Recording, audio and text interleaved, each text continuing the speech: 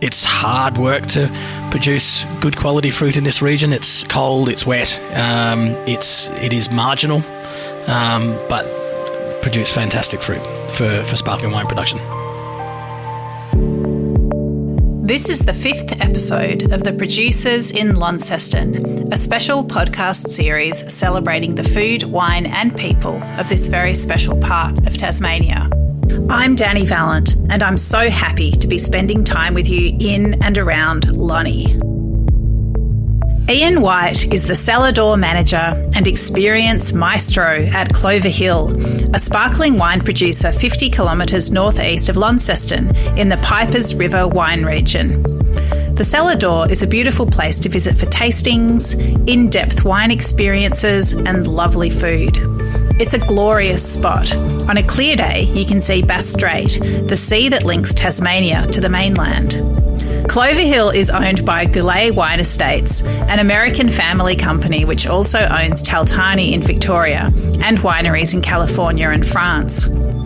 Clover Hill's sparkling wines are crafted using the French méthode traditionnelle, a highly specialised process that requires expertise, experience and a sensitive hand. Clover Hill probably wouldn't exist if not for the pathfinding Pipers Brook Winery 10 minutes up the road. Founded by Dr. Andrew Pirrie, a giant of the Australian winemaking world, he identified this region as a great one for sparkling wine. My name is Ian White. My title is the Retail Hospitality Manager for Clover Hill Wines, the cellar door manager, at our Labrina vineyard in northern Tasmania, northeastern Tasmania, in the Pipers River wine region. So we're sitting on the top of an old volcano, about 272 metres above sea level, facing due north. The vineyard's a big amphitheatre. We have an elevation drop from 270 down to about 160, 150 metres below us, with most of the vineyard sort of curving around sort of northeast. We are a traditional method sparkling wine producer. So the history of Clover Hill starts back. I suppose it's good to sort of mention right from the beginning, the original name of the farm that we purchased a piece of was called Clover Hill. So we didn't create the brand; it was already, or the name, it was already there, and that was, I guess, a nod to the history and the families that created a multi-use farming property. And some of those family members still work for us and have worked for us for 35 odd years. So the family that owned Clover Hill was looking for a region somewhere in the world that we could produce premium quality sparkling wine. With groundbreakers like Dr. Andrew Pirrie, who'd already sort of identified this area of Tasmania for producing great sparkling wine, this region was chosen for that. So we purchased a multi-use farming property in 1986, 66 hectares in total, with only 22 hectares planted under vine. We planted our first grapes in 1987, and progressively planted out the vineyard with the last fruit going in 96, which is some Pinot Gris. And we planted the property with classic trilogy of champagne varieties, Chardonnay, Pinot Noir, Pinot Meunier.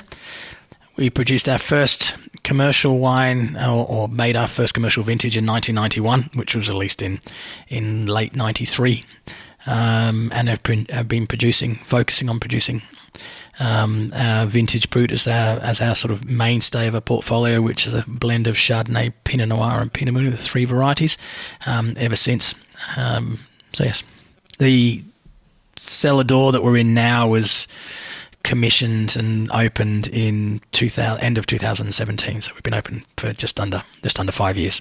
The wines that are available that we produce that are readily available in the market are non-vintage cuvee and vintage brut. The vintage brut's been the wine that we have been making since 1991. So we set minimum lees times for these two wines. So the non-vintage cuvee, bright citrusy green apple with 2 years on yeast lees. Vintage brut, minimum 3 years on lees, but regularly achieving more like 4 years. And is more classic champagne characteristics, so toasty, nutty, biscuity, sort of briny oyster shell minerality and honey characteristics coming through. Ian White has a long background in hospitality, including time at top Brisbane restaurant Echo.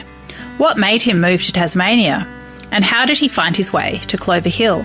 My background is in hospitality, restaurant management, sommelier.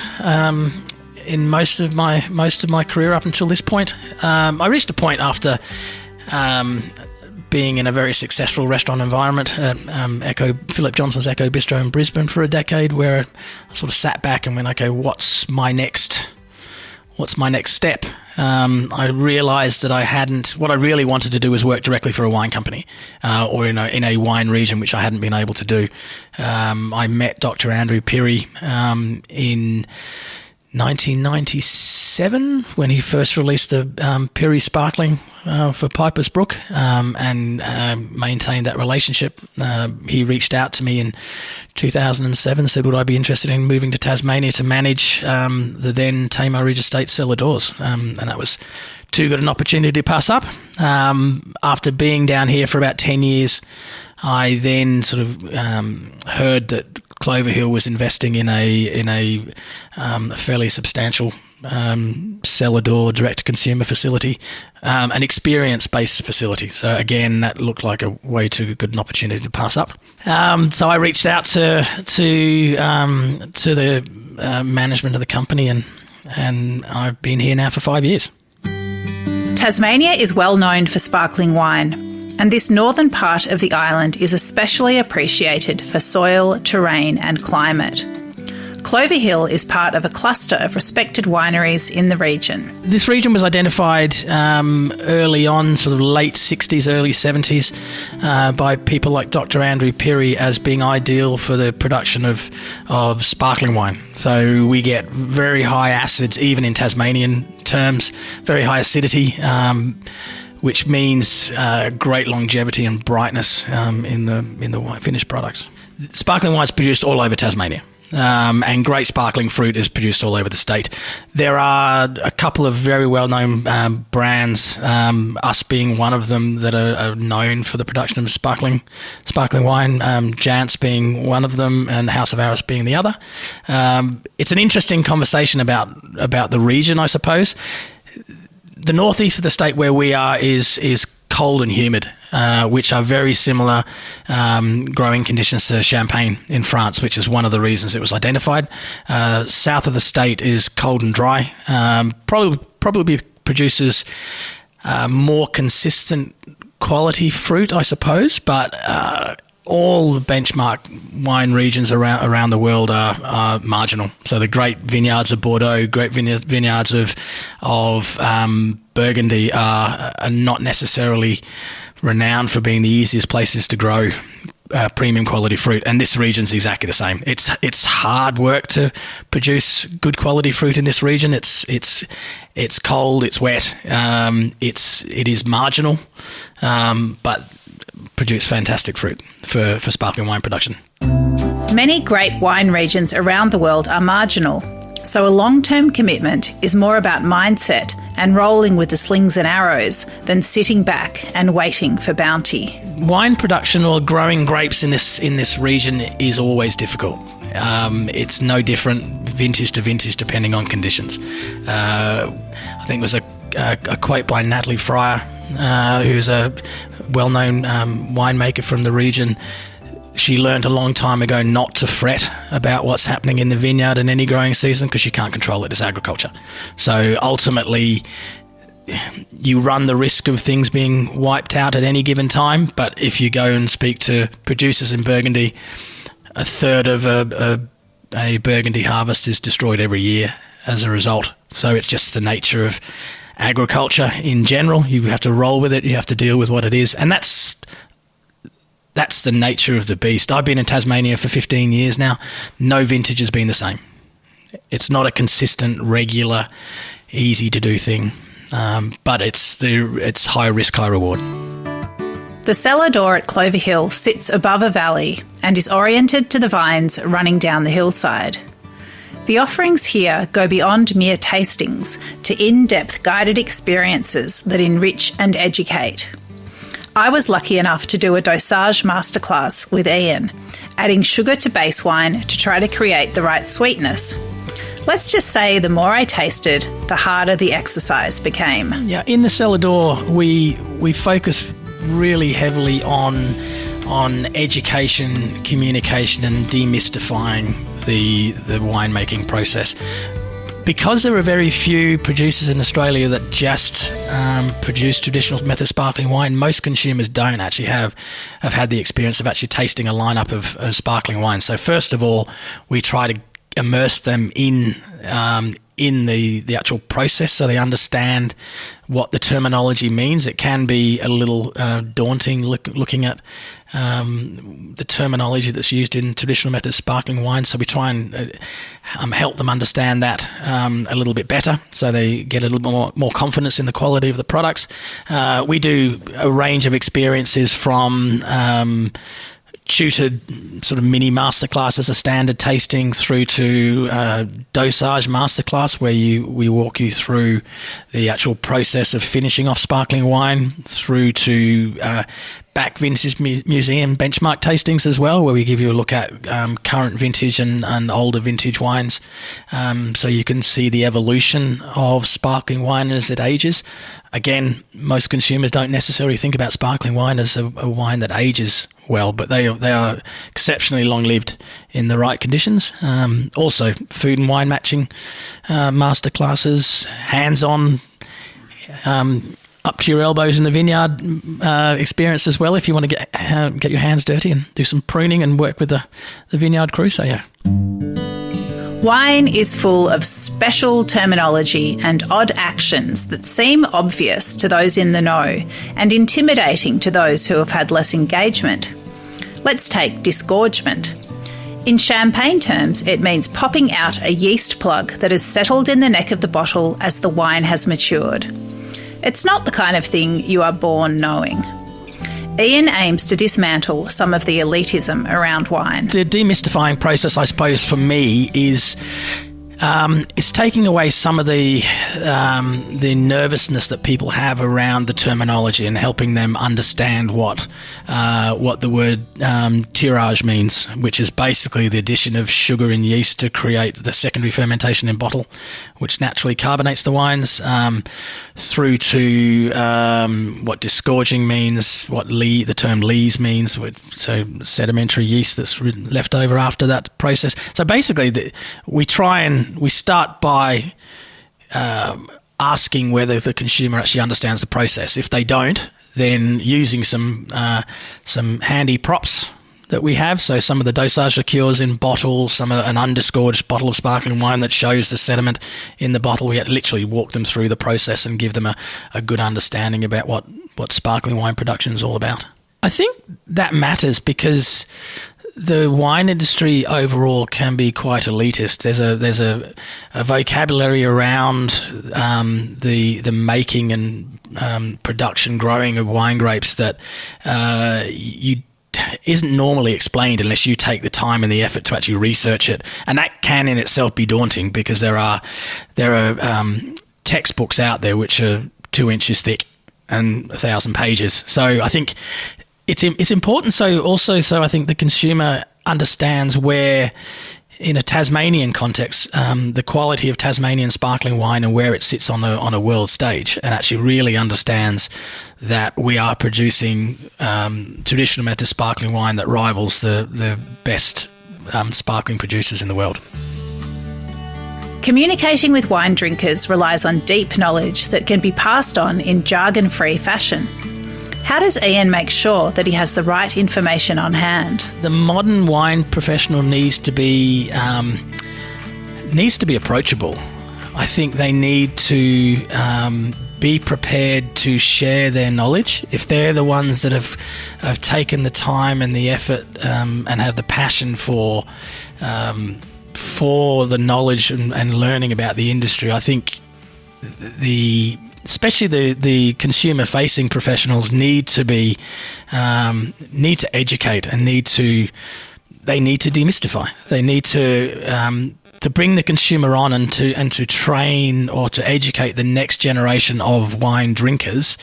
They have to pass on knowledge. I think has always been, and I think Tasmania as a whole at this point, there's a separation between production and communication.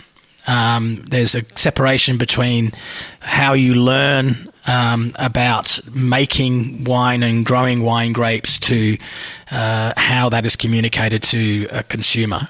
I'm a big advocate for training pathways, career pathways for the consumer-facing professional as well as the production-facing. I make it very obvious to staff and myself that I need to understand the process intimately, from viticultural, the growing of the grapes, what the seasonality of the vineyard is, right through to the actual winemaking process as well. So I'm always talking to the guys in the vineyards, talking to the winemakers, filling in blanks in my knowledge, using their terminology. So you need to get into the vineyard and speak to the guys who are actually doing the pruning in the middle of winter to actually use their words, so you can actually then communicate that in an engaging way to the consumer. Everything at Clover Hill is about creating an experience, from the architecture to the personnel to the structure of the offering. Ian hopes it sets people up for engagement, enjoyment, and a tailored journey at any level. The light bulb moments that I like to see in customers are experiential as well as knowledge-based. The way our cellar door facility has been built, when you first drive up into the car park, it actually is a spectacular building right from the very beginning. So it already sets the scene for an experience that feels like it's going to be different. It's not. It's sort of randomly pops out of the middle of the nowhere in a very rural part of Tasmania. When you walk down the pathway, you come to a comparatively small door compared to the facade of the building. You step through that door and you just open up to a 20-metre expanse that looks north towards Bass Strait across the vineyard. I think that's step one. I think you see a visceral sighing and changing of mood when consumers walk through the door and they sort of go, wow, this is something special. And then I think it's about being engaged. It's about engaging the consumer and being excited about communicating the knowledge and the passion that we have for traditional method sparkling wine. So sitting down, asking the questions, and there are no stupid questions in the wine industry. I think allowing people to ask questions that they've probably been gagging to ask for years, but no one's actually ever taken the time to listen to them or giving them the forum to ask those questions, and they're not making them feel inferior if they don't know the answers themselves. And that's, I think, the most enjoyable thing for me. Admittedly, we need to be able to communicate on all levels. So it's sort of hopefully from a high-end master of wine perspective, if you're dealing with people with significant knowledge, but right down through to every consumer. You need to be approachable. You never know who the next consistent buying consumer is going to be. So you've got to be open to everybody. There's quite a few questions that people ask that the assumption is made because of the way that traditional method sparkling wine is I suppose, put out into the market by champagne producers. What does brut mean? Brut means dry.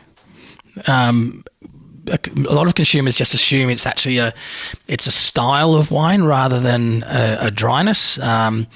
Vintage and non-vintage is another really interesting one that consumers don't necessarily understand the point of non-vintage wine.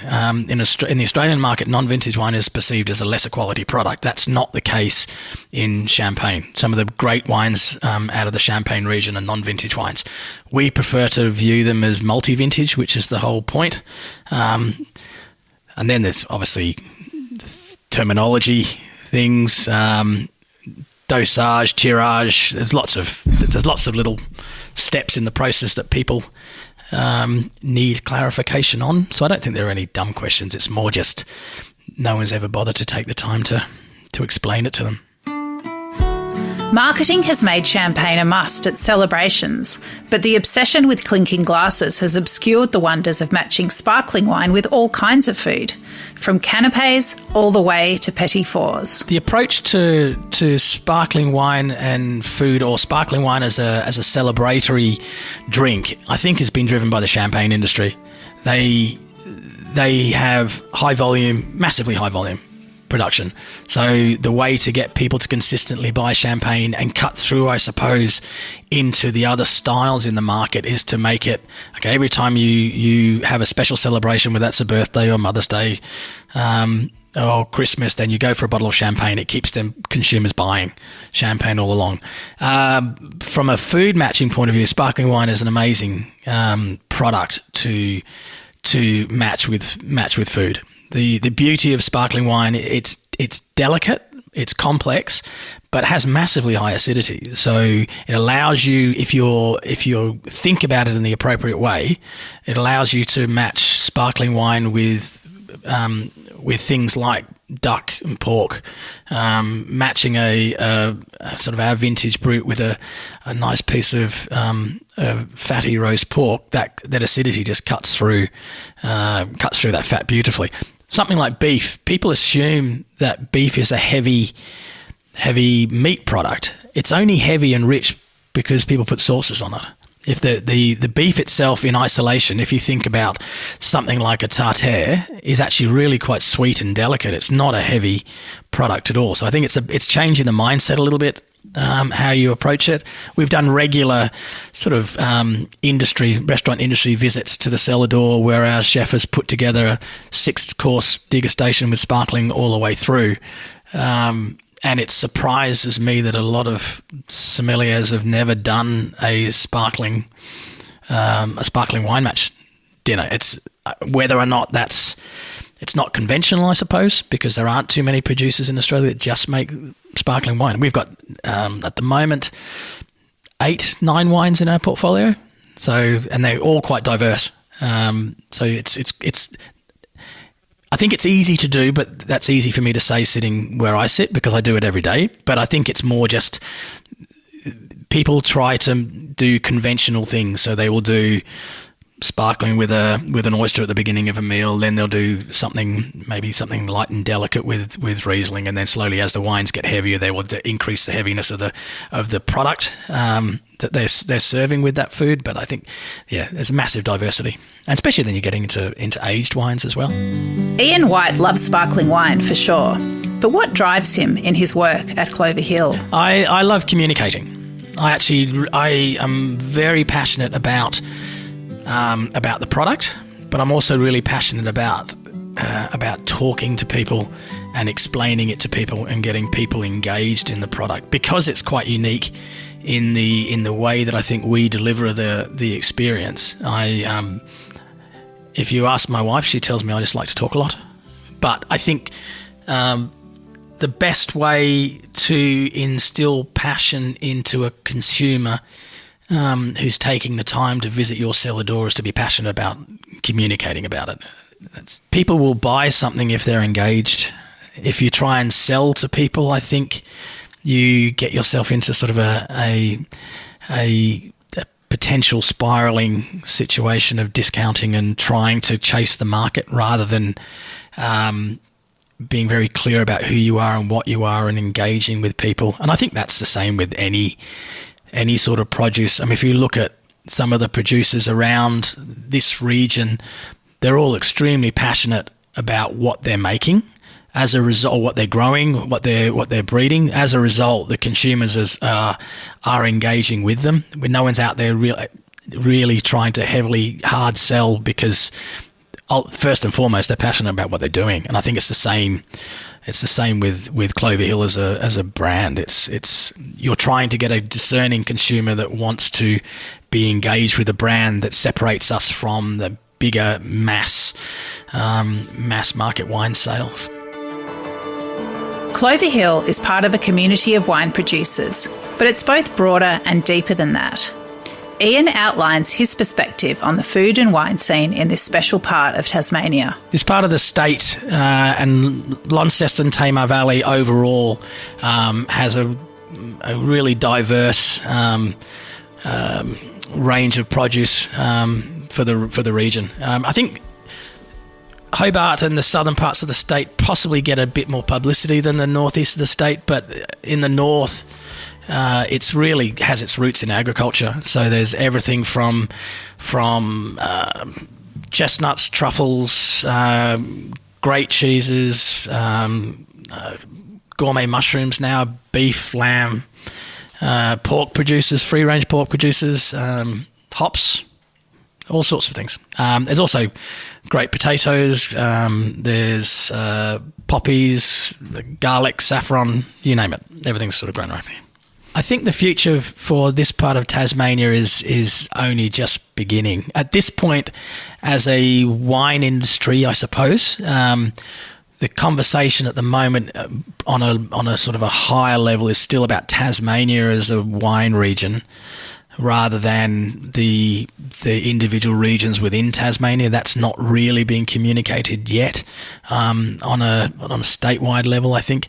So I think as the more consumers become more engaged with the state and the different regions within the state and start to realise there is some major diversity in microclimates from north to south to east to west in the state, more people will start to search out different experiences. We're very lucky up here because there's a range of different experiences that people can have, ranging from premium food and wine through to adventure with places like Derby, Blue Derby, the mountain bike trails. There's fishing, there's hiking, there's you name it. Ian White is more than a cellar door manager at Clover Hill.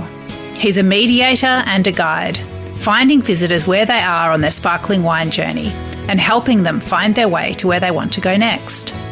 Along the way, he's an accidental ambassador for Northern Tasmania, sharing its stories and produce, enriching and deepening the engagement with local for those who visit the region.